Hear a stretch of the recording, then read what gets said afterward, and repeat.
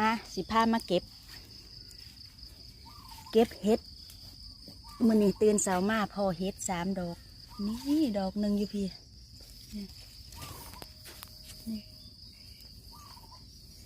เนี่ยโอ้ยพอได้ปน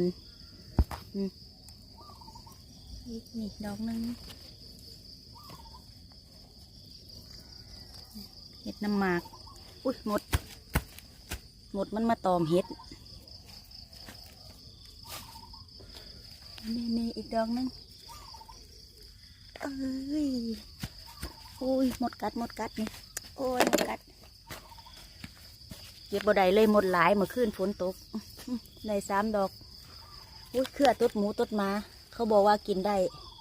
เนี่ยเห็นช่องมินพากินเขากินเนาะเต็มอาญะอยู่เครือตดหมูตดหมานี่